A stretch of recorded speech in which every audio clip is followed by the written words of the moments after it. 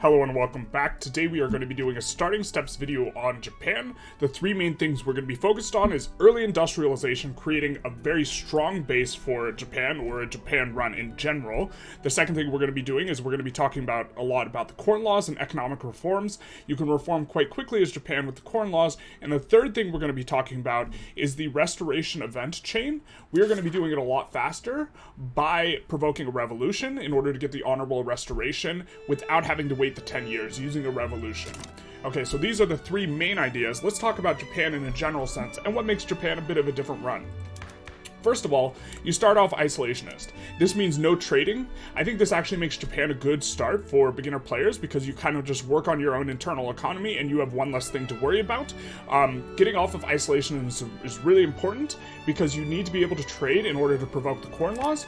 Once you get off of isolationism, it's very easy to get rid of traditionalism, serfdom, and land-based taxation, these sorts of things. But before then, it's a little bit difficult, and so it's going to be priority number one to get off of isolationism, which is a unique feature of the Japan's run. If you want to do a flavorful run, you might want to stay on isolationism for longer. The other couple unique things is they have 4 unique interest groups with one unique ideology. The Buddhist monks does have an ideology. Buddhist moralist replaces moralist in terms of ideology, but it's the same in terms of what they support.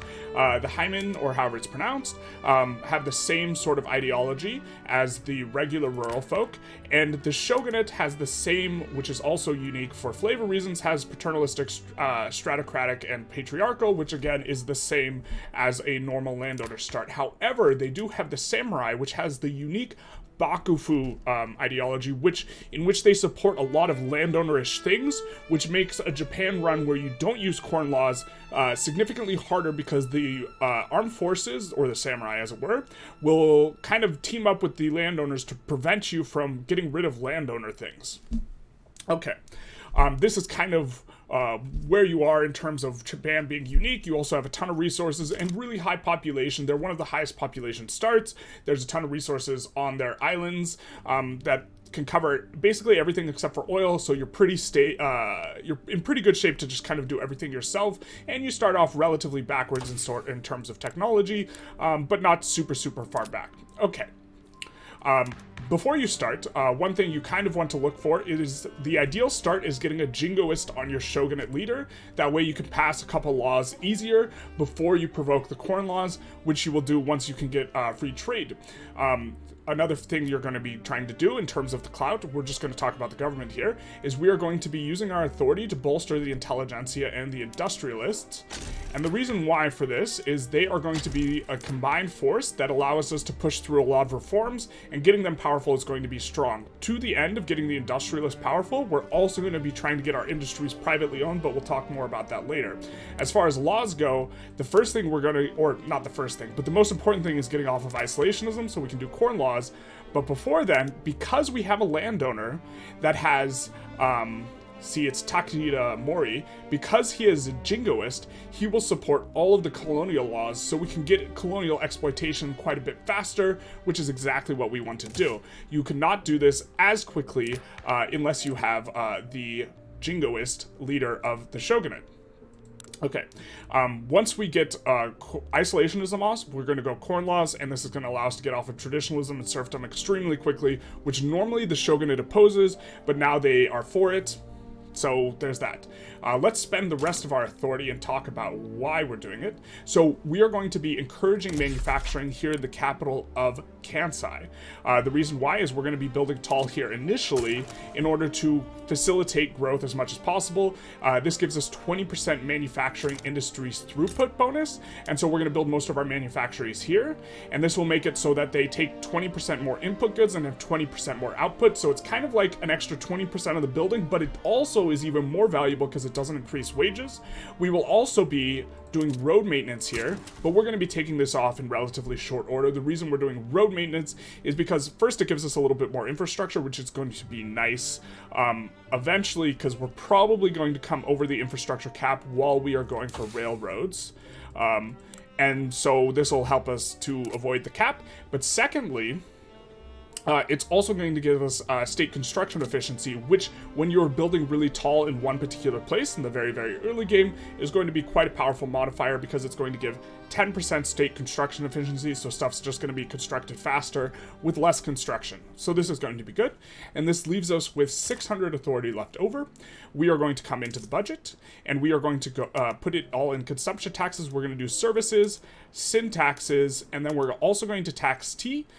In a general sense, we are going to, our general heuristic is we are going to want to tax services because it's really, really efficient early on. Then we are going to do the sin tax on liquor because there's a ton of liquor in our market because there's a ton of subsistence farms which produce liquor. And then we are going to want to tax luxury goods, which includes the industrial luxury goods of porcelain, luxury clothes, etc., and also tobacco and tea. Now, if it's even remotely close, we are going to prefer to tax the agrarian luxury goods. That way it disincentivizes our automatic queue from building them just a little bit and kind of encourages a little bit more manufacturing, but we're just going to put in on all of these. And so now we have a bit of a surplus, and we are going to look to increase taxes once we run down this surplus. What we are going to be doing in terms of our industrial effort is we are going to be trying to ramp up construction as much as possible, but we'll talk about that in just a moment because first we're going to talk about tech. As far as the tech goes, it's going to be very important to get a few techs that allow us to get privately owned buildings. So if we take a look here, this is now currently owned by the Merchant Guild. The Merchant Guild is shopkeepers. Shopkeepers do not give very much to the investment pool transfer, but capitalists give an enormous amount to the investment pool transfer, and they also, we can't see the political strength right now, will primarily be industrialists. This industrialist is very important for several reasons. Okay, so first, the capitalists are giving much larger investment pool contribution, but the industrialists will allow us, they are the only group that supports getting off of this isolationism, and so we want to bring the clout of the industrialists up as quickly as possible, and because the capitalists are industrialists, they will come up quite a bit when we start switching everything to being capitalist owned because they will have a lot of money, and so this will allow us to try and get through a little bit faster on, getting rid of isolationism, and then once we're off isolationism, serfdom and traditionalism are very easy to get rid of because of the Corn Laws event chain, which will give you a market liberal landowner. Okay, so all the techs we are going to want to do is lathes gives us this, being able to be capitalist owned for the furniture manufacturers, the glassworks, and the tailors, of which, if we take a look at our starting economy, it's mostly agrarian. But we do have quite a few manufactories, and the first three lathes are going to give us privately owned on, and this we are going to need mechanical tools to get on, but we are going to want to shift all of these over to being privately owned. The privately owned rural stuff in general is going to be aristocratic owned, not capitalist owned, and so we are going to prefer to not produce as much of this as possible, but since we're isolationist, it's not like we can import in order to do this, so it is what it is, Okay, so because of that, we are just going to want to go straight away cotton gin into lathes. We want to get on lathes as quickly as possible. Following this, we want to get on atmospheric engine. The reason is the atmospheric engine pump is going to switch from merchant guild owned to privately owned by capitalists in specifically all of the mines. So then we're going to want to go atmospheric engine because our early economy is going to be entirely tools, lumber, mines. And so getting all of those on as quickly as possible is going to be good. But lathes is also going to be good because the auto queue is going to build fabric, furniture manufacturers, glassworks, etc. After this, we are going to want to go mechanical tools, and then we're going to want to go into railways. This is the plan early on for this, as far as tech goes. After this, we are kind of going to be getting close to when we want to provoke a revolution. We might at some point go stock exchange currency standards. These are both good. We can put them in the queue just so we don't forget them. But after this, when we are provoking a revolution, what we are going to do is we are going to be, we are only going to have military in the capital, and that's the only military we want to have PMs. And we're going to want to get to line infantry before we do this, and possibly even Napoleonic warfare. So these are the centrally important techs that you want to get through in order to do this strategy very early on. The early ones, the industrial ones, are going to be the most important because they allow you to bring the industrialist out, get you off of isolationism, and get you into having a really aggressively and strong economy. We're going to go laissez-faire, this type of stuff. And then these two techs are extremely important because they allow you to pass two really good laws. That is, they allow you to get free trade, and they also allow you to get per capita taxation, which is extremely strong. After this, we are going to want to go Miltech for our little revolution that we are going to be having. And also by then, so if you start the rev right away, what's going to happen is everyone will be against you and you're only in the capital state.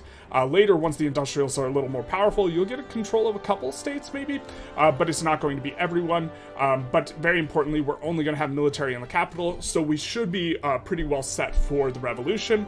And so what we're going to do to help facilitate that, and also to facilitate more building, is we're going to delete almost all of our military, except the guys that are in the capital, because we know the capital will be with us when we have the revolution. This will fire people, which will make them sad, but that's their problem.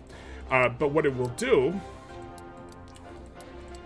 So right now, if we provoke a revolution, if we look at the conscription center, everyone will be against us except in the capital. The capital will have a decent amount of conscripts.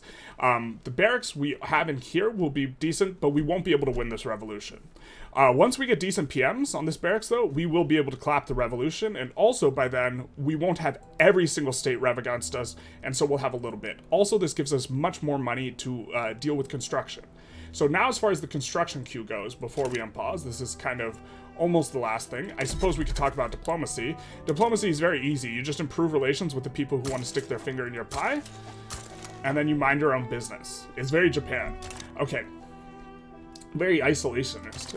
We can declare an interest, and we do want to declare the single interest that we can here in Kenya, because we want to start colonizing there. Another reasonable spot to declare an interest is here in Senegal. The reason why is because Messina has a really OP building as far as...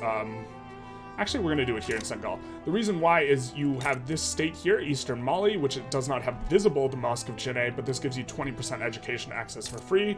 And I believe that this doesn't have severe malaria, just regular malaria. And so we'll actually settle here and look to push into Messina as part of our strategy here in order to get more education. This is a long-term strategy. It's not central to the 3 things we mentioned at the start, but it is going to be important.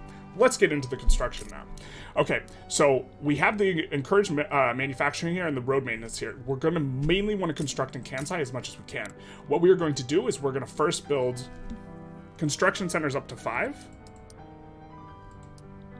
And then these notably have demand for wood and fabric, but we do have some supply of wood or fabric in our economy already from the subsistence farms, and so we can expand it. It's going to increase the price of wood and fabric, and then we will want to decrease the price of wood and fabric in order to facilitate this, but we're going to want to swap onto iron frame construction pretty early, and so it's going to be less wood and fabric. Okay, we are also going to want to, in the queue, put in a couple construction centers in some other places. We want to build them mainly tall in the capital, but spread them out a little, so switching over to iron frame buildings is easier. Kanto, Tohoku, and Shikoku all have, if I'm not mistaken, these are the ones that have iron, so we're going to want them there. And this, in Kyushu, they have the coal, so we're going to want one there. And then after all of this construction is ramped up, then we are going to go tools, and we're going to talk about why. Now, we are going to mostly play on speed 5, going to make quite a few mistakes here, but the goal is to get in under an hour and a half with all this 15 minutes of explanation at the start to try and reform. So we're going to come up to speed 5, and we're going to unpause, and we're going to talk about the rest of it. Now, we're decreasing in great power, or our power status. This is okay. This is because we deleted most of our military. This is fine. We're not concerned about this. The reason we are going to be building up all this construction and then going a tooling workshop is if we take a look at some logging camps. The logging camps currently are merchant guild owned. If we switch them onto using sawmills, this will make them privately owned, where they'll be owned by capitalists. This is extremely strong because what it will do is it will, first of all, it'll make more softwood, which we are making expensive with all of our construction centers here. And secondly, what it will do is it will switch this over to privately owned, so it'll be owned by the Industrialists. This is the name of the game, trying to get as much Industrialist owned as we can, and so this is going to be what we do. I think we are just going to take... This law is going to pass through very, very quickly. But we are going to be able to swap as many of the logging camps over. And then the next thing we're going to do is we're going to build some iron mines. This way we can swap these over to wrought iron tools, which again are going to bring us from the merchant guild owned to privately owned. So we're going to put in a couple iron mines in Tohoku here. And then we're going to put We don't need one in Kanto. We're actually going to build another tooling workshop. We're going to put this on auto expand because we are going to be a little bit sloppy here. And then we're going to put 2 more iron mines in here. A monument for the Shogun. Sure, why not? Playwright endorses reform. This event is very nice early on because you can use it to gain prestige. Great Britain's demanding we become a protectorate. Hopefully they don't stick their finger in our pie too much. And now that this tooling workshop is about to finish, we're going to come into the building section. And we are going to go into rural, and we are going to swap some of these chops over to being sawmills, which are going to make them privately owned, and we have our very first capitalists here. Now we're going to do the same thing once this iron mine finishes in the tooling workshop, and this is why one of the reasons why tools so early is good so early on is because you can very quickly start getting some capitalists. And we're going to swap over here. We're going to go into the outliner. And we're going to highlight this, and we will hopefully be able to see when the industrialists become good. Discord within the Buddhist monks. We are more than happy for the Shogunate to cannibalize the Buddhist monks. We do not like the Buddhist monks in general as an interest group. And while the Shogunate we also don't like, they are going to be useful early on here. And so we're fine having them cannibalize them. Notably, we are trying to increase demand for tools because these are not super profitable right now, especially with the inputs so expensive. And so another thing we're going to come in is we're going to go in the rural and we're going to switch stuff over to using tools. Even though it's not profitable, this will also take money away from the landowners, which is something we don't have a problem with. And when the second tooling workshop finishes, what we will do is we will switch all the logging camps over to being sawmills. And then what we will do is when we expand logging, I understand, we're now a colonial power. This is because we're using the hegemony path. We're going to take a quick look at what laws we can pass. I don't think it's going to look too terribly good. Maybe we can go dedicated police force. This is going to upset the Shogunate. And we can also go professional army. This is where we want to go because we have the Shogunate, again, who was a jingoist at the start. We can pass professional army easy. We are going to want them. It's me or them. You're telling me. We are going to take... We're going to give the samurai less popularity and continue on our merry way. Notably, this is making a whaling station. It will be the 3rd whaling station. Once this finishes, we can actually get a little bit of an event when we go into the Navy. We just need to have an admiral, and we will get the whaling event. This will also notably increase the power of the Intelligentsia. A dangerous business. We are going to take the throughput for that. And we are going to put all the iron mines on auto production. Now, the iron mines are maybe not too profitable yet, but they are going to be very important for when we are swapping up with construction. We're going to put one in here, and we're going to put this on auto expand. Now, if we take a look here in the construction center, this is mainly wood and fabric. Fabric's not something we want to be building because it's aristocrat owned. We're going to try and see if we can also get dedicated police force instead. We don't really want to expand the cotton too much on by ourselves. Here, we also have to put our colonies in. We're also going to put in here, and we are going to try and move up to Messina.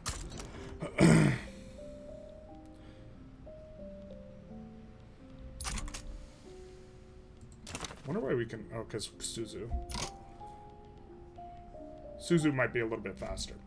Okay, I've been told that Suzu's a little bit faster going through Suzu, and then going after Fuda Geelong is a little bit faster into these ones. Let's actually also do this. Okay. We are going to be... Bye-bye, Great Qing. We're going to be producing quite a bit of iron because... We will decrease on all of our construction centers when we swap up to iron frame buildings. We are actually nominally decreasing the amount of fabric, but we're proportionally really decreasing the amount of fabric and bringing it mostly to these goods that are going to be capitalist owned. Fabric is aristocrat owned, and so in general, fabric is going to be quite a bit worse for us. And so if we bring it to wood, iron, and tools, these are all aristocrat owned, they're capitalist owned, so they're going to be better. So we're going to start, and also these aren't very profitable right now because the demand for iron is not that high. So what we are going to do is we're going to start swapping up to iron mines instead of as a means of increasing our construction, more so than just putting down more construction centers. And then we're just going to be off and away on just trying to increase the number of iron mines and Let's see. We do want to juice up the Industrialists as much as possible. So we have iron in these provinces, right? In the other provinces, we are going to want to put auto expand on. We're also going to want to turn on the sawmills everywhere now that we finished. For the other provinces that do not have iron, we are going to put auto expand on the logging camps. The reason why is we want the logging camps to build up in these provinces and the iron mines to build up in these provinces. That way we are getting more out of economies of scale. We are not going to build anything up in the capital because the capital is going to be building the industries up tall. And then we are going to be building coal up tall here. We'll put the single coal mine in and we'll put it on auto expand because we will need the coal for the atmospheric engine pump. And then we are just going to be gradually shifting all of our construction centers over to being iron construction frame buildings. And this is going to, we're just going to expand the iron out. We're going to expand iron, tools, and wood in order to facilitate this. And notably, we are going to be kind of minimizing the amount of fabric we are building out early on. Now, we have dedicated police force. We could try and switch off of onto state religion. We don't really want that. And so right now, in terms of what's going on here, I think we're just in chill mode because we can't really make a very legitimate government without, but we're going to kick them out. So we're going to be a little bit more legitimate. This will be fine. We have control of most of the queue. We are auto building some of these. We're building some of these up. We're going to need more than this in terms of coal. So we're going to come up here.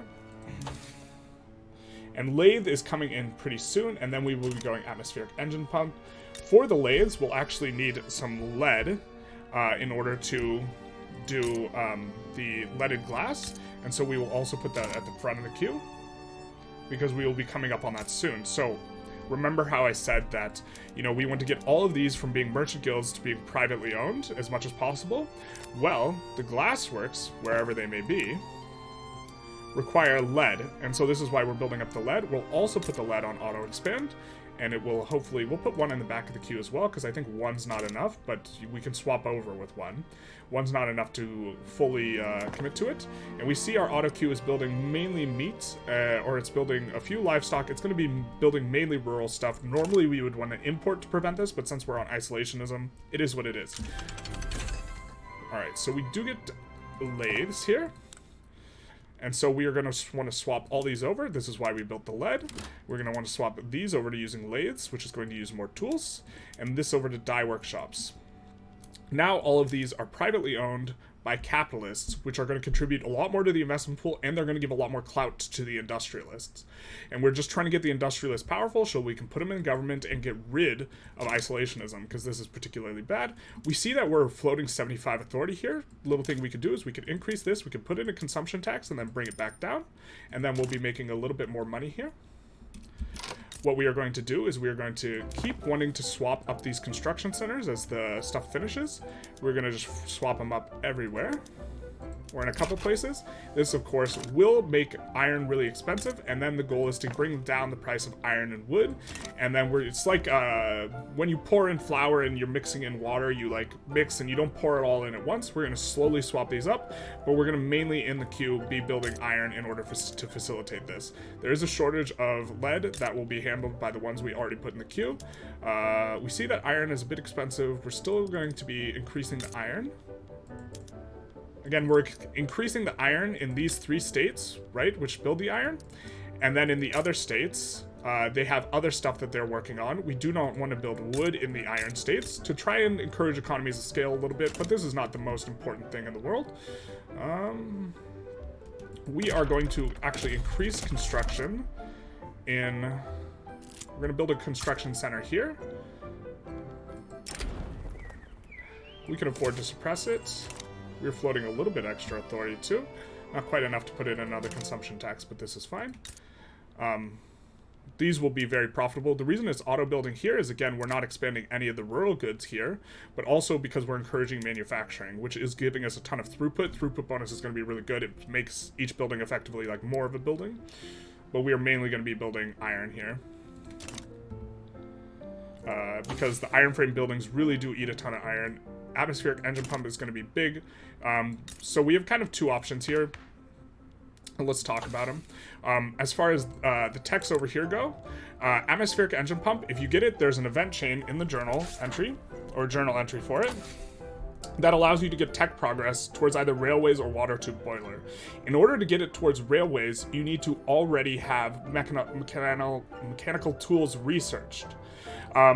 We are not going to wait for this because we do not need the railroad super early, and instead we're going to get the tech progress towards water tube boiler. That way we can turn on the atmospheric engine pumps right away, and so we'll probably want to pick up water tube boiler relatively early, sometime in this scrum. It's very good tech because it increases your mines. We will be mostly mine based, and so we're going to be wanting to go in this direction. We have a bureaucratic administration problem. We'll just put one in the queue right in here. We are on the latest and greatest. Ooh, we will switch everything over to being secular as well, because we are trying to empower specifically the Intelligentsia over the other guys. You know what I mean? We'll switch this to fishing trawlers. That's an okay one. And yeah, we have all that set up. Spectacular. In general, not going to want to put too many institutions in early on because we don't want to be building a ton of government administrations in order to support the bureaucracy. And so this is kind of where we're at in regards to that. We will take a quick look at our Diplo. We're going to see if we can improve relations with anyone. We're going to improve relations with France. Basically anyone who we are concerned about them sticking their finger in our pie, just improve relations with. You see our queue is mainly going to be building iron. We put a whole bunch in there. Once we get the atmospheric engine pump, this is going to be a big deal. And so I think we are going to need more coal as well.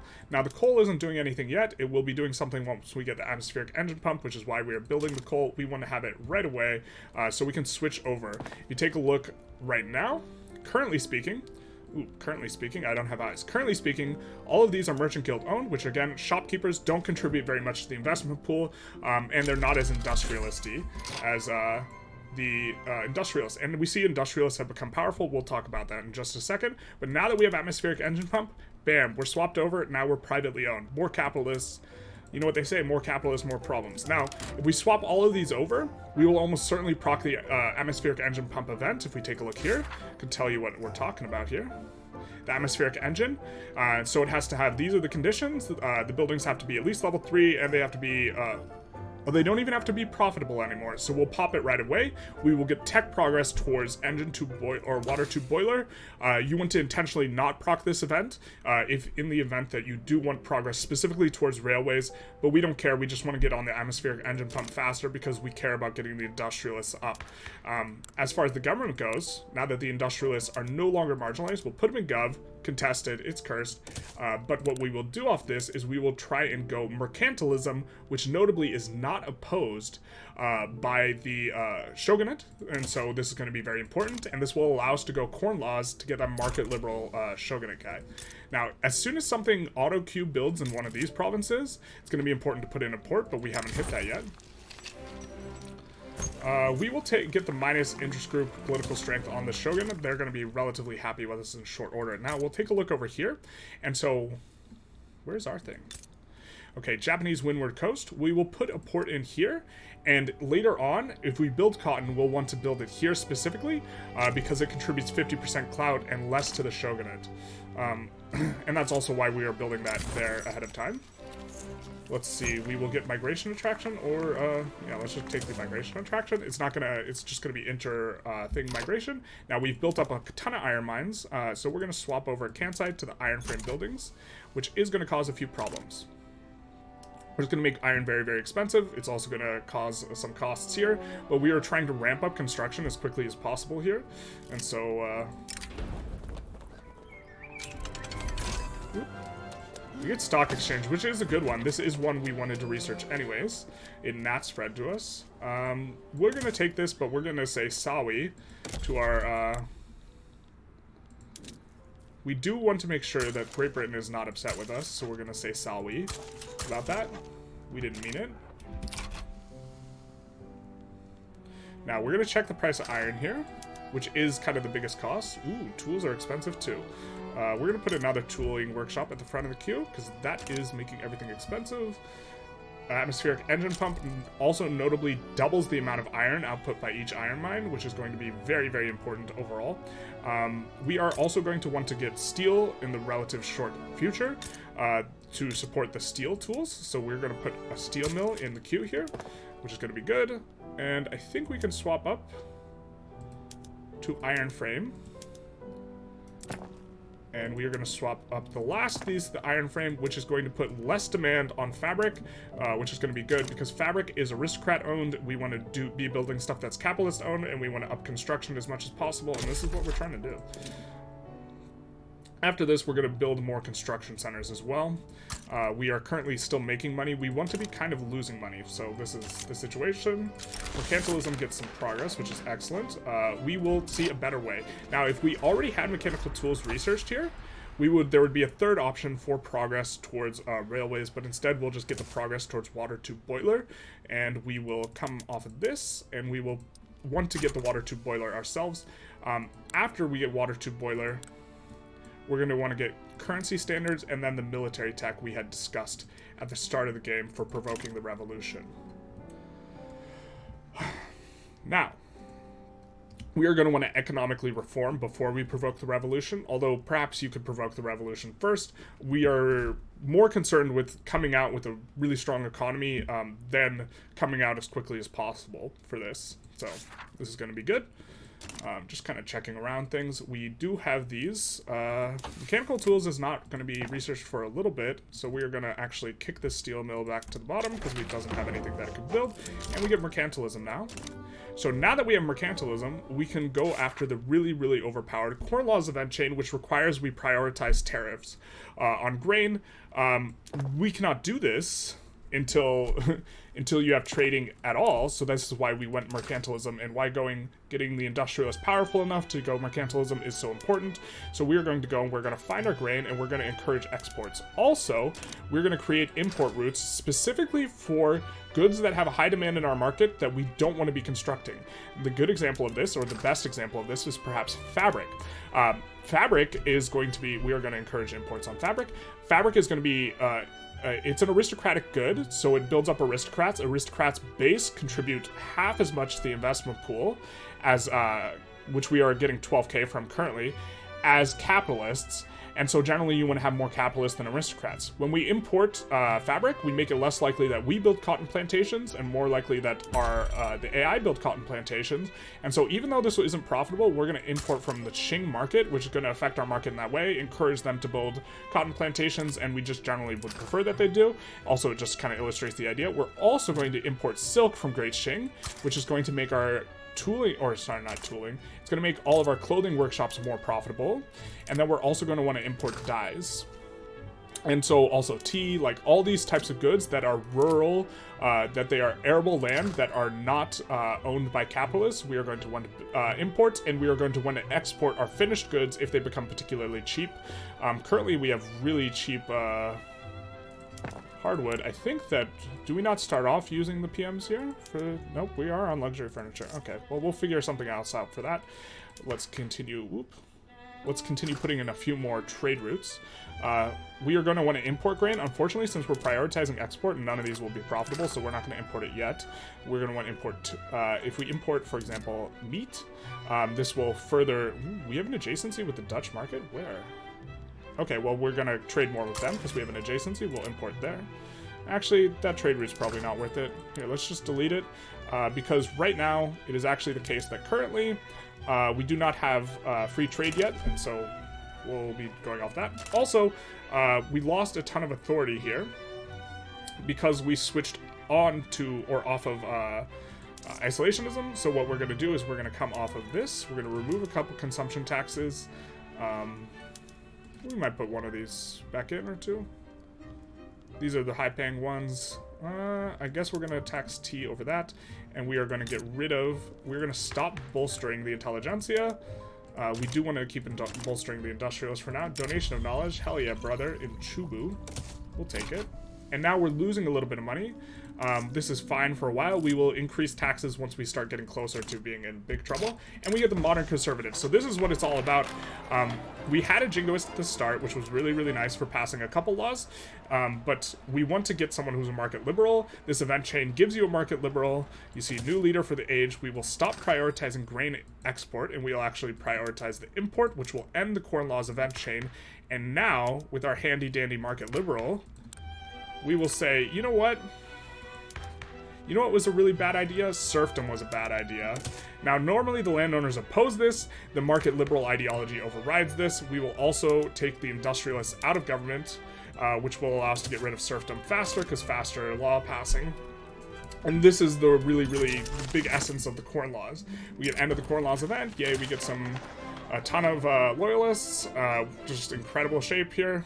We are going to need a little bit more government administration. We're going to put that at the back of the queue and continue on our merry way. Again, focusing primarily here on tools, on tools, wood, and mines.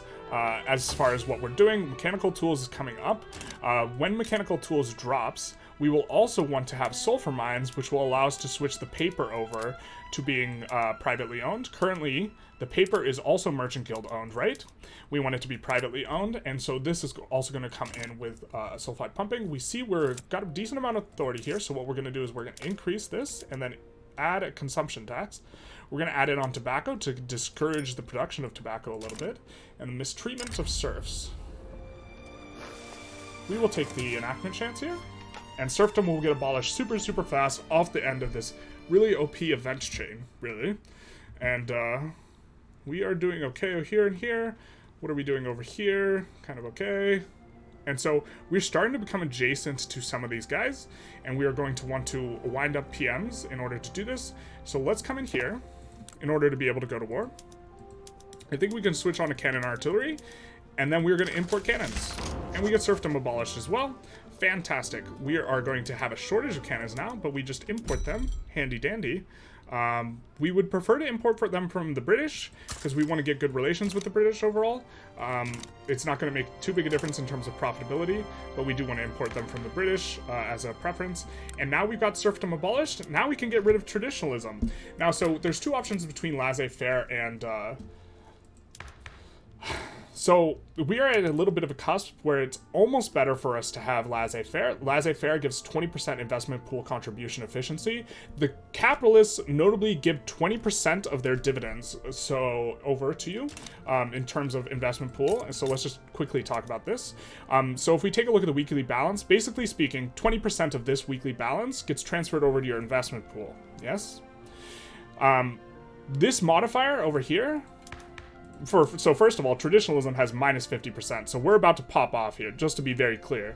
No matter which one we go, we're going to pop off. But this has minus 50% investment pool contribution efficiency. So the capitalists are still giving up 50% of their income over there, and it's just being modified by minus 50%. So this modifier is either free money or money being destroyed. It is not taking more from the capitalist. The capitalist is always giving 20%, and because of that, laissez-faire, this 25% modifier is quite strong. The problem is then the auto queue gets control of 75% of our construction, which makes it harder for us to build only mines, wood, and construction, right?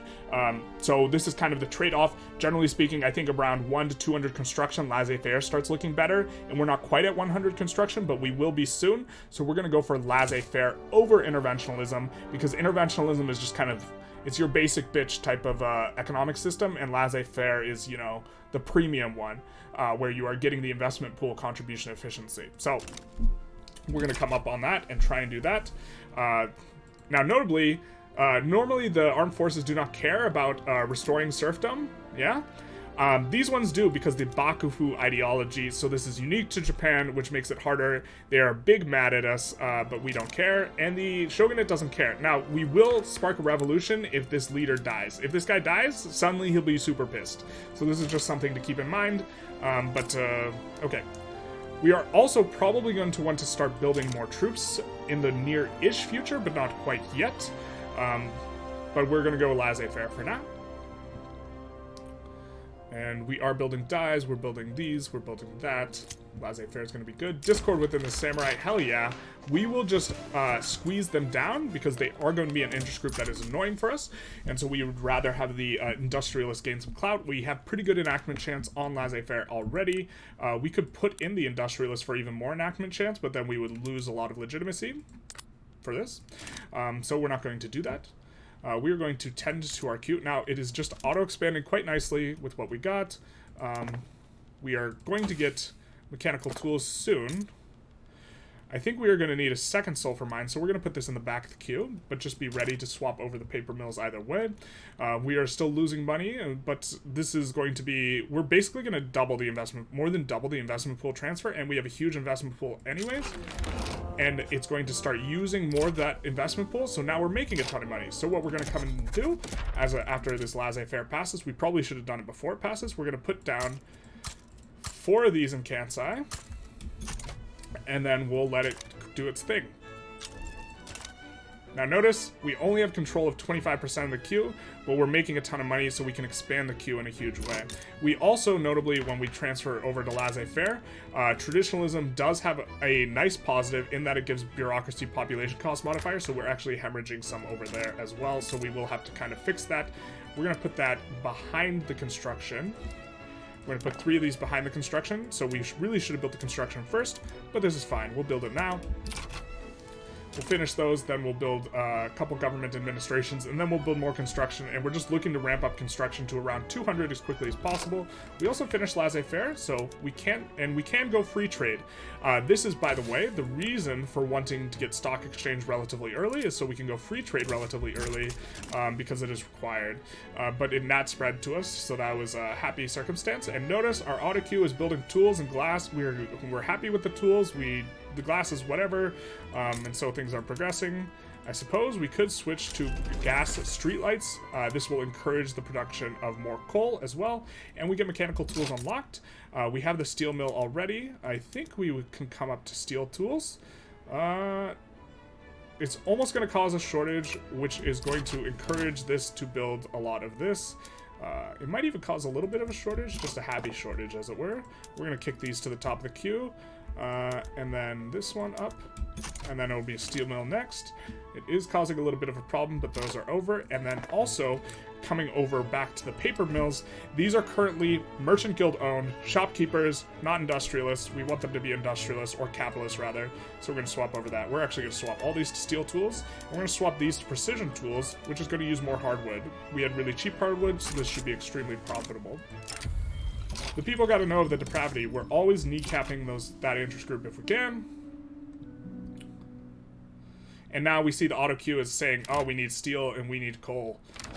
Big ups. Russia wants us to enter their customs union. This is going to add a layer of complexity. This is not necessarily bad, but it's going to add a layer of complexity that we do not want to discuss. So we're just going to take it. We are just going to take the enactment chance. We do not want to juice up the Shogunate right now. So, and look, we're making a ton of money. And this is largely off the back of the investment pool. It was 12K before we passed laissez-faire. Now it's 46K. Allow me to repeat. 12K to 46K. It is draining the investment pool we had grown beforehand. So whenever you're evaluating how much money you make, you always want to do this number plus this number. But this is even with us running a 15% tax waste off the back of traditionalism swapping over. So we're very, very quickly going to get up to 200 construction here. We are researching railways. Let's take a look at our infrastructure. We should. We're not even running a problem here yet, which is part of the reason why, by the way, we weren't concerned about getting water to the tech progress towards this. I didn't even see what we. Oh, that was a lot. Okay, one of the reasons why we weren't concerned about getting this 3.5K in railways instead, because generally speaking, we do not encounter the problems here, especially with the road maintenance. Okay. So we passed a law. So let's come in here. We have free trade now. So now we're going to take a look at our trade routes and try and solve some stuff. Yikes. That steel is expensive. I wish we could swap over half of our guys, but we can't, so that's how it is. We are going to look to find productive import routes, yes, that specifically cater to our wanting to be importing agrarian stuff, generally speaking. So we're going to import grain from Xing, which will do quite a good number for our standard of living. I think we can import this as well. It's not profitable, okay. Just because something's not profitable means you don't want to do it, but we also are running bureaucracy problems anyways, so maybe don't need to do it too much. Importing coal is not terrible. We will also produce the coal ourselves. We have it in the auto queue as well already. stuff that is very cheap. So we could look to export glass, and we could look to export hardwood. Exporting hardwood and then swapping all of our stuff over to hardwood is reasonable. Exporting furniture is reasonable. Exporting glass is reasonable. I think we just export the furniture, yes, which will increase the demand for furniture. So the auto queue will build furniture, which will increase the demand for hardwood, which will take care of the hardwood thing. And for the glass, I think we just need to swap up the PMs so we're using it. So let's do that. Oop. We do have some of these now, so let's swap them over to using the correct things. We'll swap over this to slaughterhouses. This is what we want to finish swapping all those over. We are going to get a trade agreement with Great Qing, which is fantastic. And this is what we are talking about. We want to switch to market squares, which is going to use a lot of that glass in an efficient way. And we need to build one more government administration. And now we see the auto queue has decided to put in the furniture manufacturing off the back of what we were doing to make them, you know, more profitable by exporting, as well as getting a little bit better PM for them. We will put these on auto expand, and we will need engines as well. We're going to put just the motor industry here. We're going to put it on auto expand. We're not going to need the engines quite yet, but we have a lot of stuff in the queue, and we will need the engines once we have railways. Let's take a look over here, how things are doing. We do have an adjacency with Fuda-Jalan, so we're going to take a quick save. We don't want to finger in our pie, which, you know, the AI is pretty apt to want to do. And we are going to want to conquer and start moving towards Messina here. And so we are going to just conquer state. We have a lot of infamy decay that we can use anyways. And this is also going to make great powers seem like they like joining against you. If you have subjects that are unrecognized, and so this is going to prevent us from having an unrecognized subject. We are running a shortage of course, well, we're running a shortage of the convoys, so we are going to, here, by the way, is the place that we have that has plus 10% shipyard building throughput, so we are going to want to build the shipyards here. And then also, we are running a shortage of cannons, but we should just be able to resolve that through imports.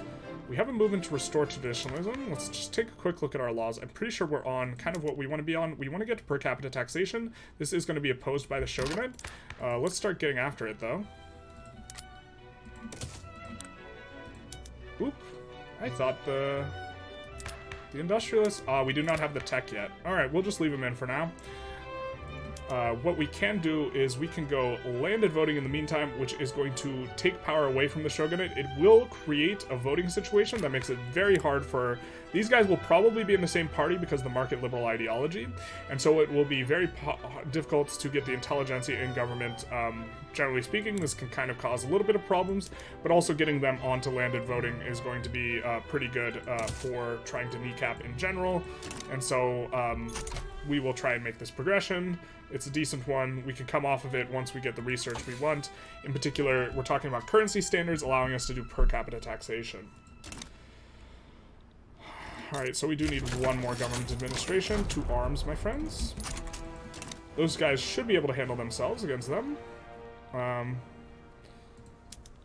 Yep. Okay, we're winning that pretty handily. And we do have the shipyards building. We are going to be building more of ships. And we are going to turn the ports on to all being cargo port.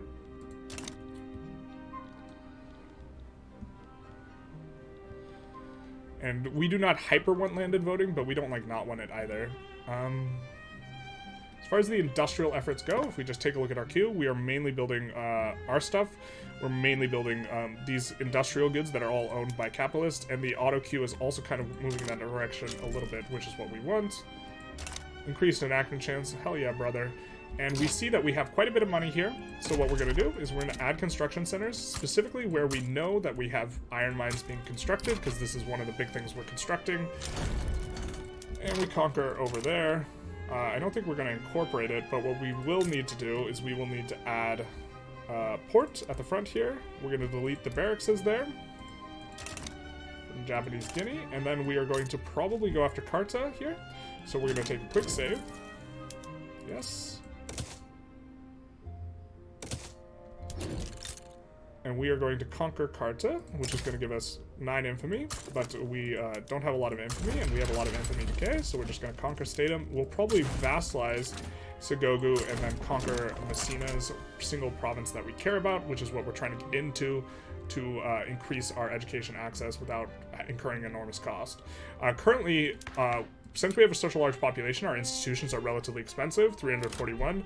We can get 20 education access basically for free, which is the equivalent of a level 2 institution, and so this is kind of what we're working towards over there, which is what that's about. You'll see. You'll all see. We don't mind them getting kneecapped a little bit. We get empiricism. I think that this is... Yeah, we can go total separation. This isn't necessary. We don't have a nihilist. It's not super, super high priority, but we could put the Intelligentsia in government and go total separation. War breaks out with Carta. We're saving before these wars, by the way, because we are afraid of fingers going in our pie. We'll put a government and administration in the back of the queue, because this is going to become increasingly a problem as our population grows. We'll follow their advice. Sure, hell yeah, brother.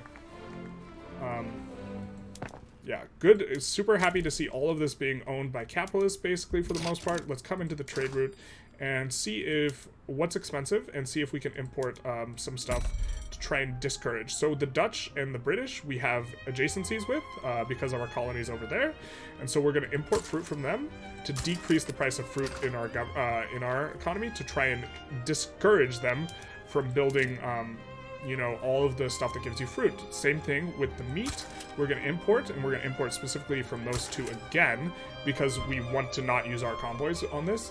And this is going to help to discourage our market from building livestock ranches, which are owned by not the capitalists, but instead the other boyos. We can probably keep playing while we're doing this. And we're just talking about it, talking through it. We're going to import fabric from the British as well, for all the same reasons. So having the adjacency as a result of this colony over here is actually quite nice. I think we are importing tea already. Yeah, we're going to still try and make sure that the routes are profitable, but if they're not profitable, it's also not entirely the end of the world.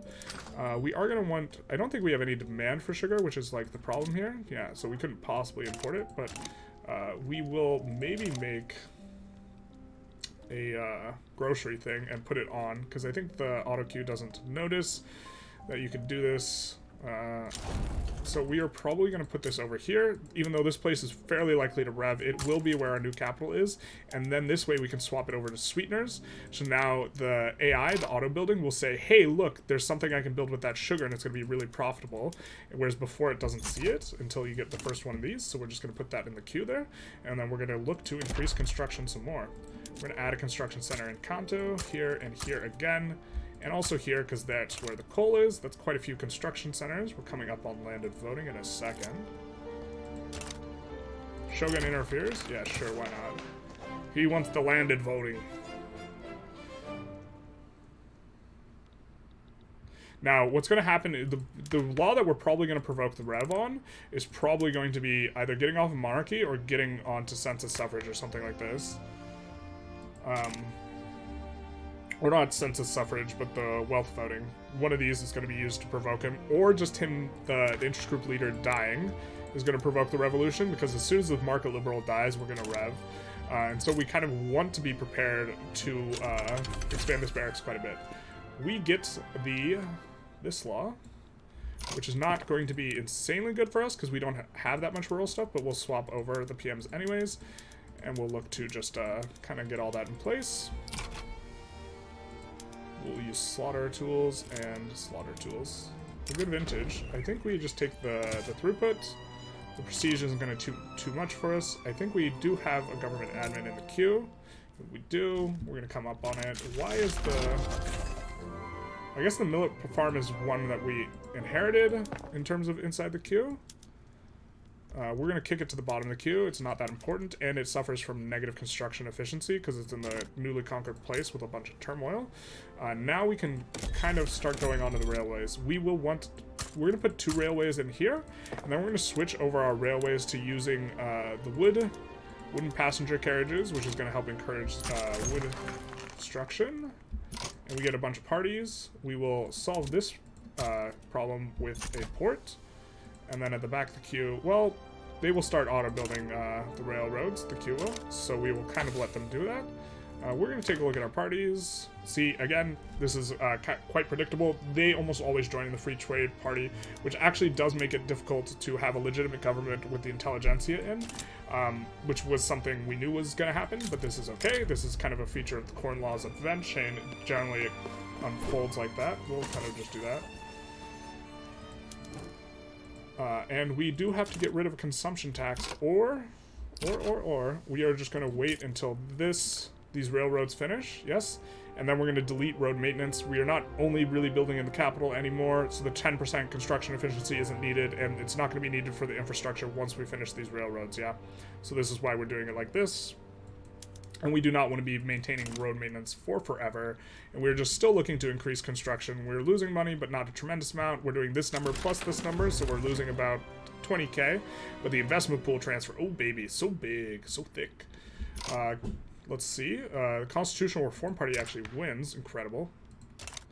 And so we could put them in, and we will put them in later when we want to provoke a rev. But for now, I think we'll just stay on this. We could go public schools. This is going to be a bit of an expensive institution. It's going to cost like 300 or so bureaucracy. So going to hold off on it for now, because we just want to add more construction instead of adding government administrations. So this is kind of the main thing, and we are, yeah, this is all very volatile. We are going to look to expand construction a little bit more. We'll put a little bit here. And then I think we might chill on the construction, actually. Iberia's improving relations. You don't say. Let's see how we're going with the tech. We're going water tube boiler. And then we're going to go currency standards. Currency standards is importantly going to give us a very important per capita taxation law. And then we're going to be provoking the rev probably after that. Coming up on, you know, kind of 40-ish minutes of gameplay after the 15-minute talk at the start. And we are looking extremely strong, very caked up, and we're going to reform Japan pretty soon here. Now, I believe we have a full state here, so we could have declared an interest a long time ago. We can actually declare a second interest. I guess we'll go Indonesia, although we don't have any boats yet, so we can't really do anything about that. And the reason we're going over here is because we want to nab Kenya. Now, we're going to take a save here, because we're going to start a war. And just to try and make it so people don't stick their finger in our pie, I think we're actually just going to conquer state here, because we did let our infamy decay quite a bit, and yep, so this is fine. We're going to move the boyos over. Hope that nobody joins, and be on our way. They might join just to try and put in on us, you know, a treaty port, and this is kind of uncomfortable. We also do want to build arms manufactories in the capital now, coming up on what we're going to be doing, especially with the new techs, so we'll do that. Yep, we'll just have a very quick conquest here. I think that we're going to double check all of our PMs, because I think some might be changed. In the development, yeah, we don't want Western Mali troops, so we're going to delete those. We don't want to be paying for them. We're just kind of breezing through these. Let's see, how much are we paying on subsidies? None yet, but as we get a lot of subsidies, we'll want to increase the railway usage over here. We do want free churches and on everything, and then the urban centers, we will start swapping these over to gas streetlights. It's going to cost a bit more coal than maybe we want. We do want everything on market squares. We do want things to produce cannons, although those aren't built yet. Chem plants, we do want LeBlanc process after we get the thing, which we don't have the thing. And we do want all of these on sweeteners and pot stills. Now, we are going to put just a bunch more coal in the queue right now. Maybe we can afford... yeah, we're going to go on to streetlights as well. There's a bunch of coal in the queue now that we put in there. We're going to go to gas streetlights as well. Should enforce on them relatively quickly. We have a movement for enacting property of women, which we don't hate. The Shogunate don't like it very much. Let's take a look at... how they're feeling. We are pretty close to wanting them to rev anyways. And we do want to open borders as well. Let's go no migration controls for starting, because this is going to be important to let people move within our country. We get African colonies. Hell yeah, brother.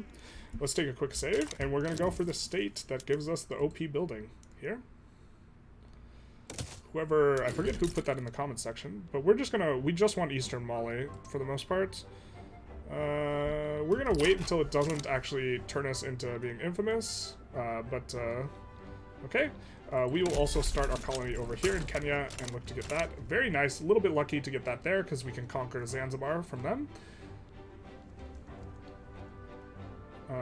We are starting to encounter this based off population gain, so we're going to come in here, we're going to add a government administration at the back of the queue.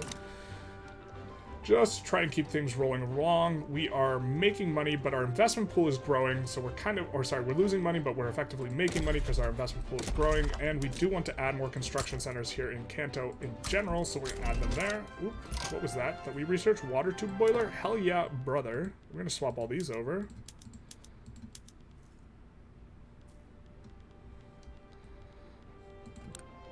And then we're going to come over here, swap all the things over to condensing pump engine, which is what you get, the main thing you get from the water tube boiler. You get a labor saving PM as well on a bunch of your industrial stuff, but that doesn't matter for us.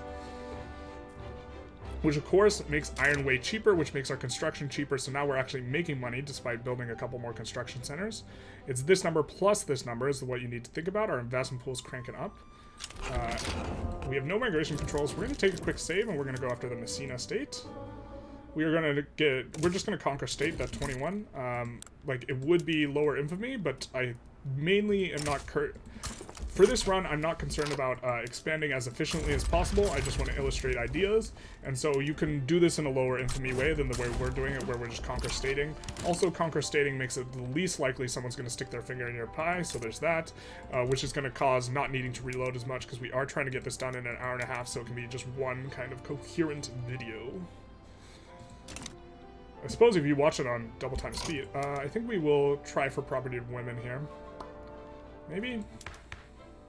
We don't want to provoke the Rev just yet. I think that we would actually want total separation over anything, because when the Rev happens, we actually would prefer the Buddhist monks be weak. So we're going to come in here, we're going to do this, and we're going to go for total separation here, which is going to make the Buddhist monks pissed. So they might leave government, we'll see. We did move those guys over, right? Yeah, we did. Okay. We will put this on auto-expand as well, because if it's expanding, we would prefer it here in the capital, where we're going to have the capital for now, at least. For when we have a rev, we don't want to run a shortage. We are going to add some more construction. We see we're making about quite a bit, actually. It's a little bit volatile. This is kind of speed 5 thing, so we're going to add a couple, and then we'll pick up a couple more in the places where we don't have too much stuff. I think Hokkaido was probably auto-constructed something. Oh, they do have a port. Perfect.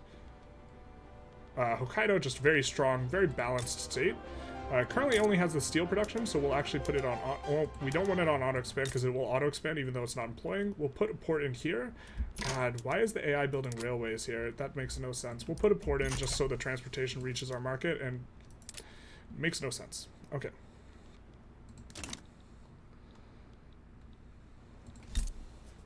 That is not the place we need them. Maybe that's where the labor was cheapest, or something like this. We are going to want to generally expand tools here to improve economies of scale, so we're going to do that.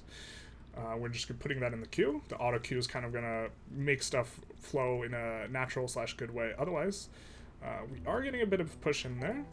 Let's take a look at our PMs. We're getting currency standards, and soon we will be getting the military tech. Line infantry is not spreading to us, so we'll even turn that on kind of early on. And then Napoleonic warfare, and then we will be revving. We can get minus approval. We're going to piss off the samurai. They're going to be part of the rev. We get Eastern Messina, so here we're going to come in and we're going to build the Mosque of Jine, which, importantly, gives increased education access for free. We're putting it at the front of the queue. We are also going to come in here and press our handy-dandy magic button to reset the PMs. I'm going to reset all of these, and then I'm going to scratch my head. I'm going to reset and I think now we're going to manually go through and make sure everything was right.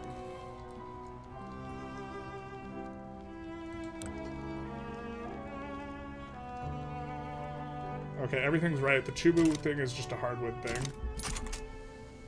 Ooh, opposition members put forth demands. We'll acquiesce. Hell yeah. Let's go, baby. Do we have... yeah, the government admin is in there. Oop. So, and that is the tools block, and it's all just mining. It's all stuff that's privately owned, which is fantastic. We show the private construction. It's also all this stuff, partially off the back of us, like, importing kind of the way we want.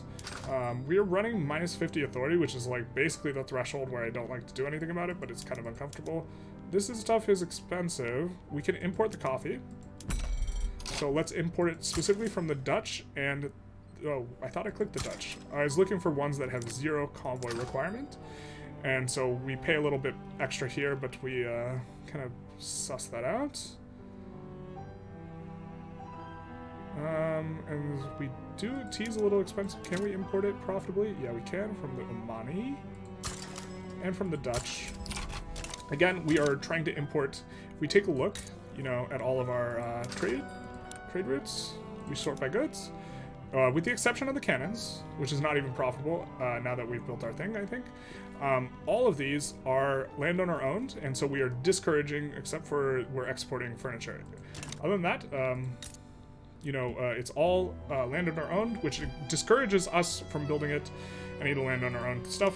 I think we will stop importing these cannons to make our own cannon industry more profitable, and we'll put a second one in the back of the queue. And in theory, maybe we should be declaring another war here.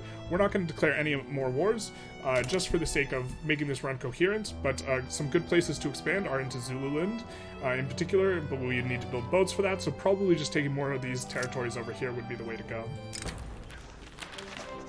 Damn splitters. Kind of don't want to run that government expense. The total separation is not super essential. We are going to be provoking the rev pretty soon here. We just want to get the couple of PMs. So whenever you get the dual event, we're actually going to screenshot this because we want that for a thumbnail. Oop. We are going to screenshot it because we want it for a thumbnail. Whenever you get the dual event is quite good because what it will allow you to do is it will allow you to potentially kill out someone whose IG you don't like. If we take a look, ooh, we're actually going to get a rev soon here. Yeah, no, wait, this is a general. Okay. And this is the heir to the heir apparent. We'll just let these boyos fight. We don't really care. We don't really care if the... Yep, so the general died. You just want to be careful. The event's good because it allows you to kill politicians off to allow you to get events. We will swap up the PMs. Although we will be swapping up the PM again pretty soon. We will delete the Western and Eastern Mali troops. And we will probably be adding some more troops in there shortly. We get Arts Academy unlocked and Agrarianism. Not the best tech. I actually prefer not to get this tech because then it causes the auto queue to build a bunch of it's going to build quite a few Arts Academies. The Arts Academies are actually at the very beginning, landowner owned, so this is like kind of annoying. We will take away their clouts. You can take away my clout, but you'll never take away our freedom. We will just axe the Buddhist monks guy. And we'll look to add more construction. We'll put them in the capital. Well, we'll put one here, one here. One here, I guess. Kanto's going to be the new capital. These two places are making iron, though. AutoQ, unfortunately, is building some rice and some of this stuff. Maybe we can see about importing more grain, so let's take a look.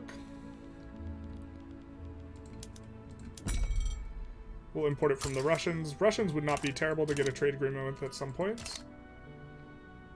Still trying to go total separation. We're getting close to the point where we want to provoke the rev, though. We're not quite there. Constitutional Reform Party wins. We are a little unacceptable. Just a little bit. We get currency standards, so we're actually going to come off of... the public address goes awry is a negative event, so we're actually going to come off of trying to go total separation for now. We can get it pretty comfortably later on. And we are instead going to try and go per capita taxation, which a bunch of people support. It will radicalize the Hemin, but the Shogunate will be a little bit mad about it. But this law is very good. Overall, it's going to add... maybe not the most to our income right now, 13k, but it will ramp up more so than land-based taxation, so this is going to be good. Now, we are losing a decent amount of money, and we finally started going into the reserves. We have 40.2k as the reserves. Trade agreement with them, fantastic. We would love a trade agreement with Great Britain as well. The party will never end. We'll also come in here and we will try and make sure that no one sticks their finger in our pie. And by nobody, I mean mainly these two. But I guess Dutch East Indies or something is maybe okay. Again, would want to be declaring wars here if we weren't just trying to kind of push the idea of what's going on. Mainly over here, just expanding some stuff. We will, I think we still want the Industrialists to be strong, but later on you kind of want to go towards the trade unionists with that one. We don't like the cotton plantations there. What we had meant to do is to build a cotton plantation here and put it on auto expand. But we actually have a decent amount of the cotton plantations and such over here. Once we get freedom of movement, people will be able to migrate over there to work over there. I think we do not have... Oh, we have no migration control, so people will migrate there. If you build it, they will come. Let's take a quick look over our PMs. We kind of have the auto queue doing what we want to be doing for the most part. Not absolutely perfect, but this is what it is. Are we paying any in subsidies? Nope, not yet. Once you start paying subsidies, you start wanting to put in some of these usage of the railroads, but we're not there yet. Let's take a look at infrastructure. I can kind of handle this a little bit better. Philanthropy. I think we will just try and get... We only have 33... Well, we'll just take the enactment chance, try and push things along. We're coming very close to the tech we want before we provoke the rev, and so we will be getting that pretty soon. And so we would rather just get this in through, kind of to do a bit of a faster timing. The Shogunate's not going to even be very powerful by the time we force the revolution, but when you do the revolution, you won't have to wait the additional 10 years or whatever. Also, we should be able to force the samurai to rev at the same time. New guy takes... Aniru Tokugawa has died, and instead we have Ayoshi. So we will have the Ayoshi restoration, I am assuming. Do kind of want to get this up to 21, which is the current economy of scale cap.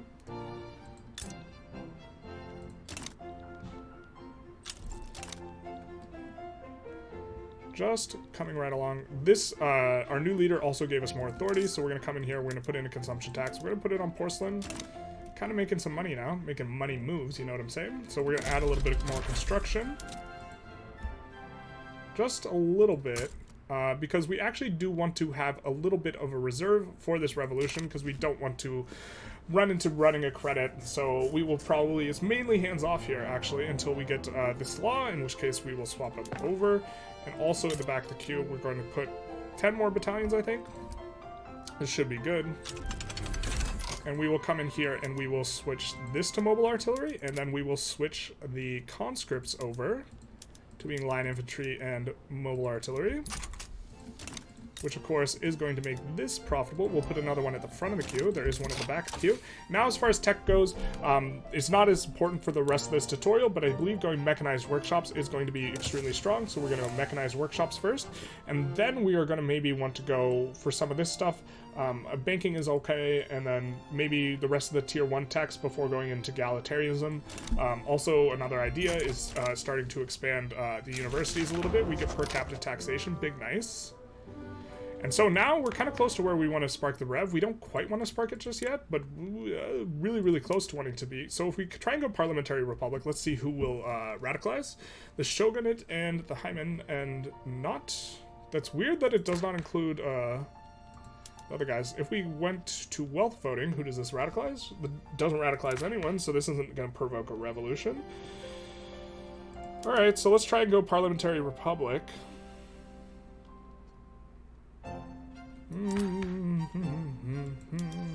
Sure. This ought to spark a revolution, and then we will deal with it. Oh no, preserve monarchy! I guess we could take a quick save or something. Not too big a deal. We're gonna get this rev. The rev is going to be, you know, a few weeks delayed from when we swapped over the PM, and then we're going to have, you know, the play, which is going to take some time, and this sort of stuff. Our market's going to get wrecked a little, but fortunately we have all of our government administrations are in the capital, which is going to stay with us, so we can just run a whole bunch of trade routes after these guys split to try and fix what's going on a temporary basis once we get this revolution, which is going to be quite shortly. It's guaranteed to secede, but look, none of them have troops because all the troops are in the capital. Yay! We are going to also add... Oh, we already have the 10 barracks in there. And we get Revolutionary Japan. Oh no! What will we do? We will recruit another general is what we'll do. Oop, that's an admiral. We'll recruit them in the Japan HQ. We do not want them to be Shogunate, so we'll recruit this boyo. And we will put the big stack there, because usually their capital's over here. I suppose we should look where their capital is. Yeah, it is over there. And we will also activate the conscripts. They do not have PMs, nor do they have stuff, but we have shortages. We're going to lose a bunch of money. We're going to put in an import route, I guess, to the British. Ooh, we don't have any convoys. Yep, so this does cause a little bit of a problem, but we'll import from the British and the Omani, I suppose, some of this. And we'll take a look at what other stuff is shortaging. Of course, this is from the British. We'll do it. And this is from the British. We'll do it. We have a bunch of extra of this, so... And then glass from the British, I'm guessing. We will import it. So us having this adjacency is actually quite nice. From the hardwood. From the Dutch, I guess. We'll import it. We'll import this from the Dutch and the British. We'll probably actually keep those trade routes in. Sulfur, I mean, we do want to... Well, no, we can just leave the sulfur. It's kind of whatever. From the British, we will import it. And the Dutch and the Omani. So we have a whole bunch of these trade routes coming in, which are going to be kind of solve our temporary little this problem, but we also have a decent gold reserve coming into this, which is ideal. Look, it's nearly everyone revved, so we just want to make sure we kind of defend the capital. We are building more barracks in the queue. If we look at government constructions, we are going to move everything that's not a barracks or an arms industry down to the bottom. We'll actually move this arms industry and this tooling workshop down. And then we'll put this arms industry next after all the barracks. So something like this. And we should be able to have a nice little revolution here. We are way stronger in terms of military than these boyos. They have way more guys though, which is partially why we delayed. And we can also talk about the Mosque of Quinine when it finishes.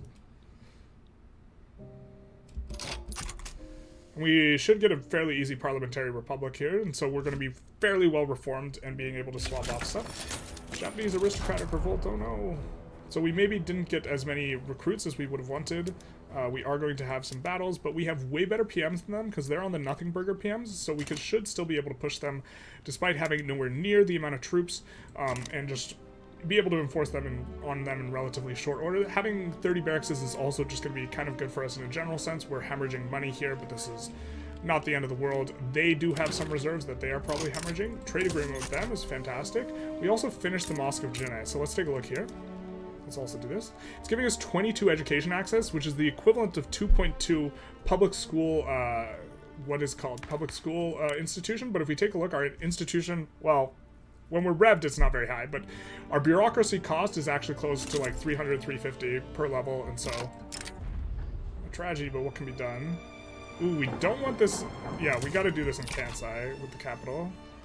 It looks like they get a little bit of a push into us, which is unfortunate.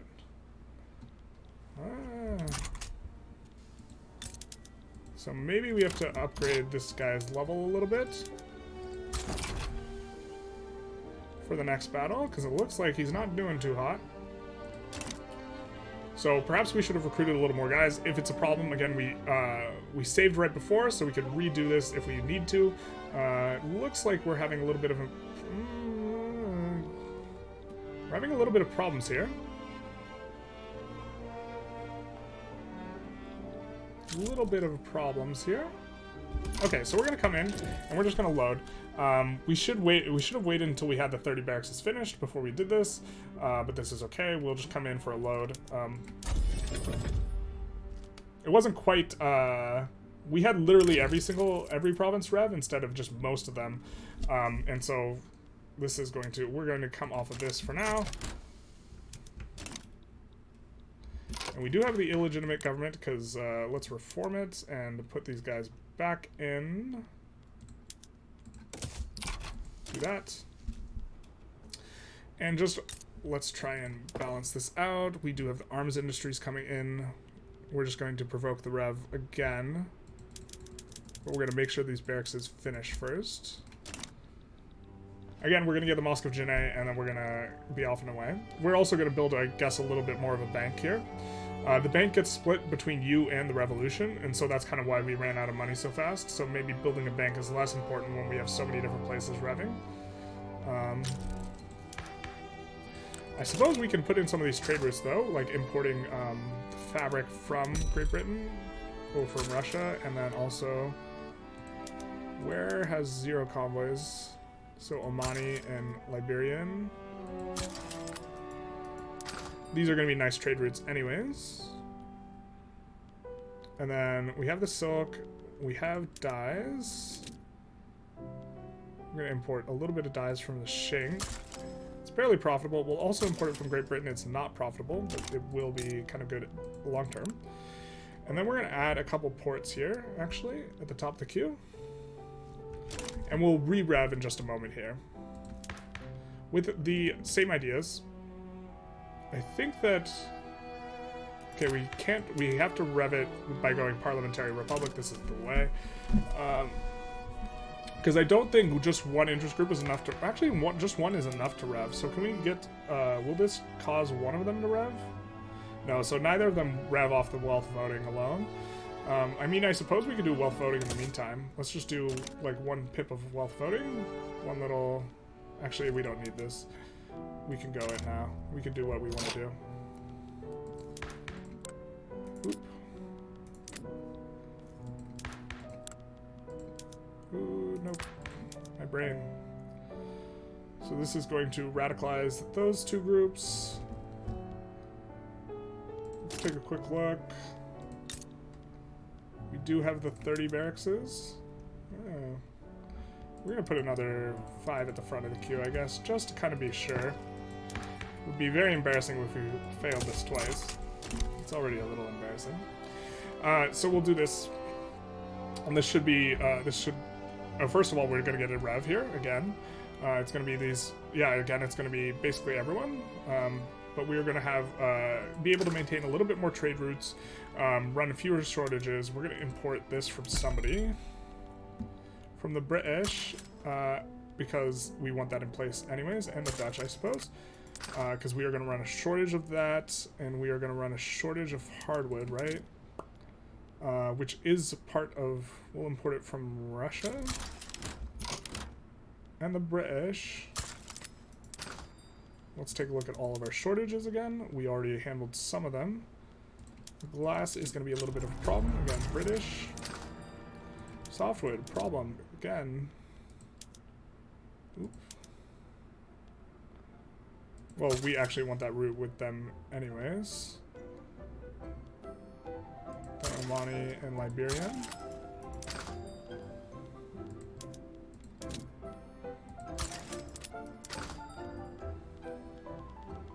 We're going to want to delete a whole bunch of these, but we are also going to recruit a general.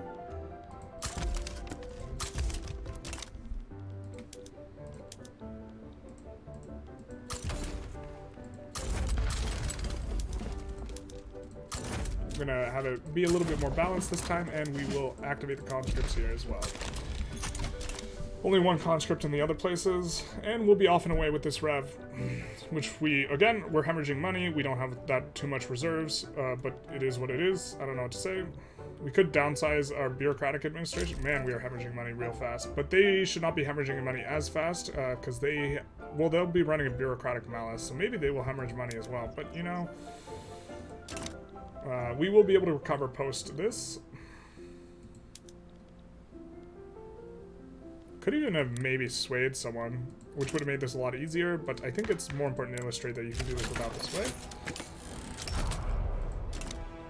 So we should, yeah, we're just going to crush them on both sides because we have way better PMs. We're kind of paying a ton. Let's take a look. Yeah, still problems. Oop. I just want to make sure we're not running shortages of military goods. Which we are.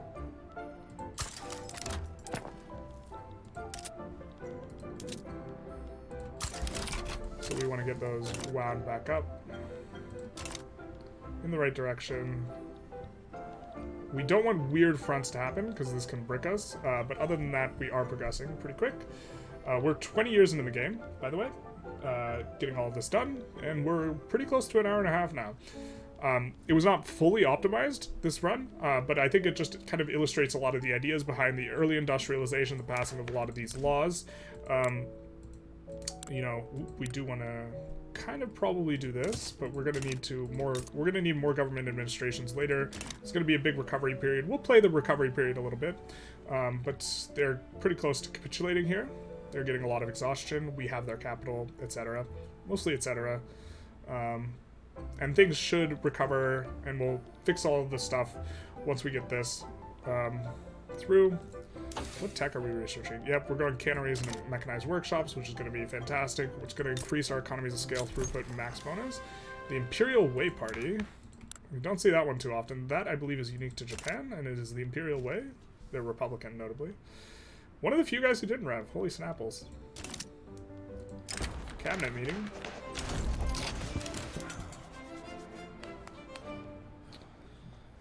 I think this one overall gives us more. Oh, and we get the big one. Yeah, buddy. And we get the Komei Restoration here. Which, of course, is because Komei's in charge before Meiji. I think we want the Industrialist in charge, maybe? This does move the capital to Kanto. We might need to come off a parliamentary republic if it's causing another revolution. We will get tech progress, and now we will need to swap all of our PMs back to what they need to be, and also do a bunch of other stuff. So we're going to swap over all of PMs. We do have sweeteners. Loud. As part of fixing everything, or restoring the post-restoration restoration, as it were. I think we do want hand assembly on everything, because these PMs are not very good when you have very little labor available. The labor-saving PMs in general, except for the mechanized workshop ones, are really good.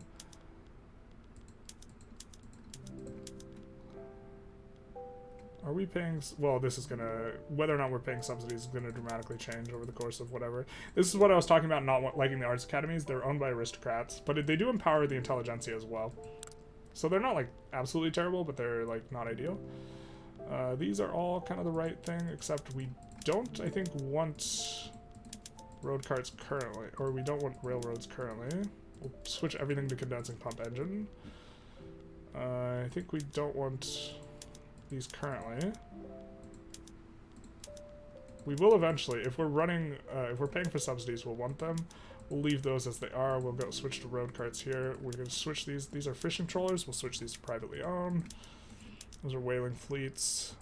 Development. We'll come in here. We'll delete the military that's getting produced. We might actually just delete all the military. We'll leave the couple that were built. We'll swap everything over to the proper PMs. We will no longer be conscripting in the capital because I don't think we'll need to.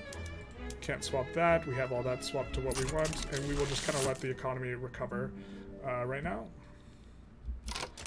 And we get the restoration, which this should pop instantly. Oh, we need to complete 3 journal entries. What else do we need to do?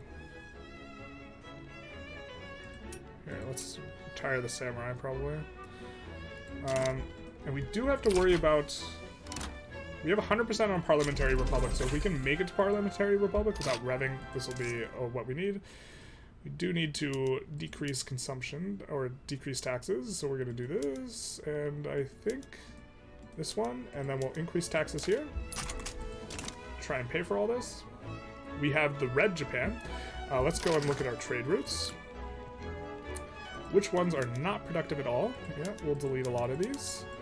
Oop, meant to keep that one in. We're going to keep in the stuff that is rural good oriented. We will keep that in and try and let it to readjust to be good revenue. I think maybe this one's just not going to be good revenue, so we'll swap that off. We'll swap that off. Swap that off. Stuff is just shifting around. We'll let that sit, and now we're making a ton of money. And our investment pool is growing, so we can expand construction again. Ooh, it's because we have nothing in the queue. That would explain a lot of it. We're going to want to start letting some places industrial or specialize in other things. So we will kind of encourage that here. We're going to set an auto expansion for each one of these. We'll let this one auto expand this to just try and encourage a little bit of specialization in each of these places. Do we have a good place for clothes? Yeah, we do. Let's go here. And clothes in particular is going to be quite good. So let's do that. And so that fills out the queue. So now we are losing a little bit of money, but it's kind of what we want to be losing. Parliamentary Republic's almost certainly going to pass here. Now, if enough of these groups become powerful again, they will re-rev, and so this is something to be a little bit concerned about, especially post-election.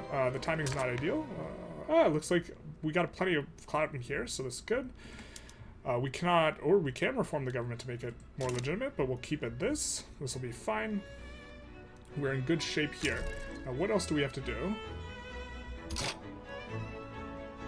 More than 70% of all eligible Japanese states has urban center equal to level equal to 5 and has a railway.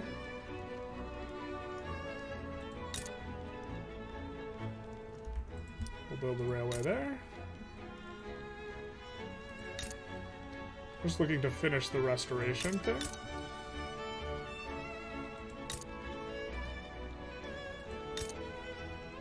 Does that include Hokkaido? Probably. Hokkaido's already got it set, though. And now we just need to get the urban center up to 5 in more places, I guess. Netherlands backs down against Great Britain. So we'll add a couple more here. A couple more things at the front of the queue. This has no urban center. I don't think we need it on these. Colonial affairs is increased. Hell yeah, brother. We will be colonizing a little bit faster here. We narrowly get the Kenya coast, which is fantastic. I think after this, we will want to come in on trying to go banking, mass communication into Quinine. This is a plan. You can do it kind of multiple ways.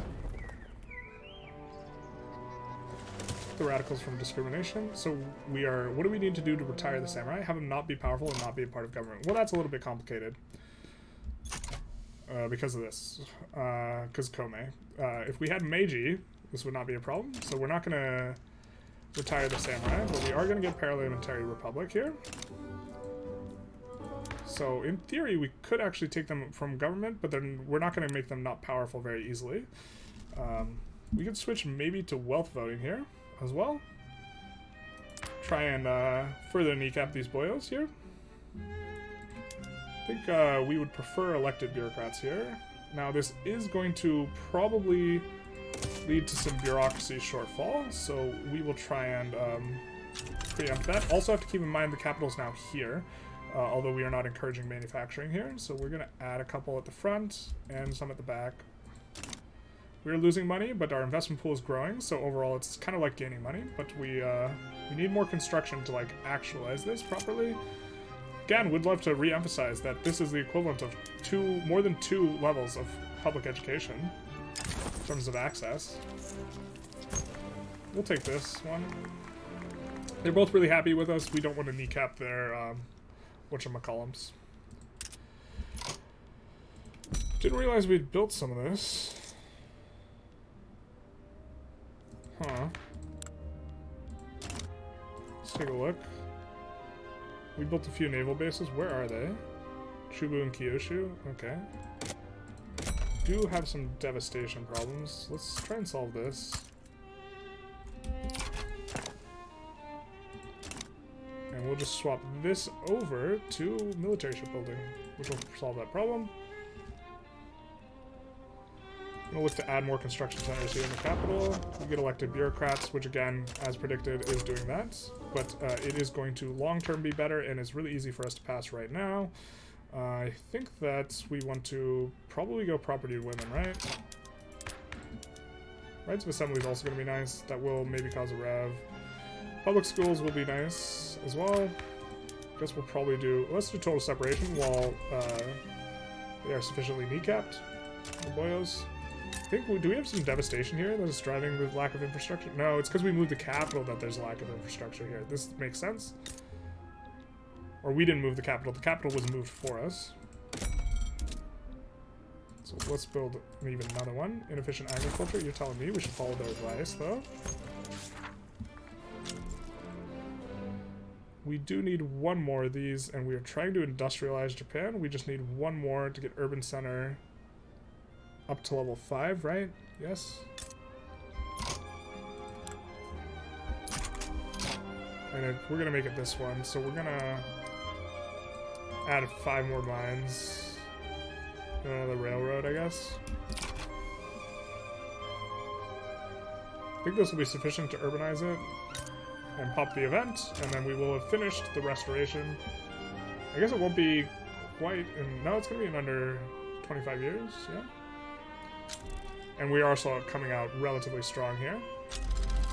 The Nariaki restoration. Making a good amount of money, and this is draining a little bit, but we do want to get rid of out of this. We aren't going to enter their customs union, that's fine. We have that in the back. The duel, who's going to die? The Republican Samurai or the Intelligentsia? We would rather these guys not fight, and we also don't mind the Samurai getting minus popularity, because then they could get less powerful and we could pull them out of government here.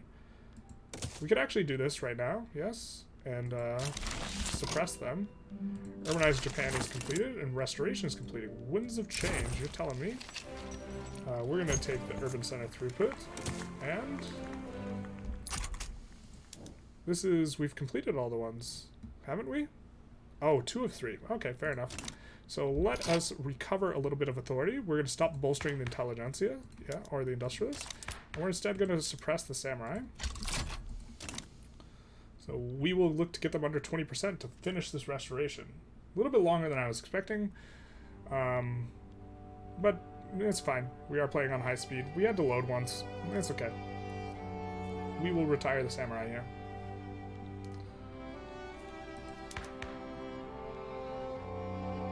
We could also notably delete a bunch of military, and this would also retire them, or pay them less money, and this would also retire them. We're not going to do that, but it is an option. We're going to go canneries as well. Let's see, are we paying subsidies? We are paying subsidies. We're going to turn on the public trains here, which will increase the price of, what is it called? It will increase the price of transportation, which will make it so we have to pay less on the subsidy. As the price of transportation goes up, the price of subsidies goes down.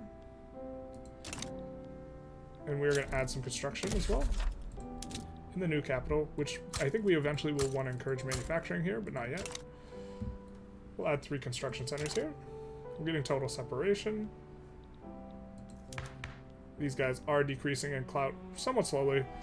I wish there was a faster way to do it. Us being parliamentary republic means when we bop them out, then these guys are the new party. Patriotic Party is decreasing. We'll say bye to the Bakufu soon. Oh, we definitely want minus political strength for them. And so it's time for this right to be abolished. It will radicalize them, but I think it finishes the restoration here, right? Or is there a lagging effect? Oh, 20. Once they get below 18, this will be when they will no longer be powerful. It's 20 to get powerful, it's 18 to decrease power. I briefly forgot that, so we're getting down there. Total separation chance was decreased, unfortunate, big sad. What we kind of would be doing here now, we are going to mechanized workshops, so we want to make sure that we are getting throughput bonuses, max throughput bonuses in a bunch of places, and so we will kind of come up here on the clothes more than anything, but we're also going to want to come up on the tools, and we're going to want these tools to be level 31 as quickly. As soon as we finish mechanized workshop, we want to level 31 tools, because this is going to be the max economies of scale throughput bonus. We will suppress it, I guess. Baking powder is going to be nice. We are still making money, but we do want to get out of debt a little bit here before we kind of continue on. Restore a renewed Japan. We get the fall of the samurai and a renewed Japan. So let's go. Fall of the samurai. We're going to make them lose the Bakufu ideology.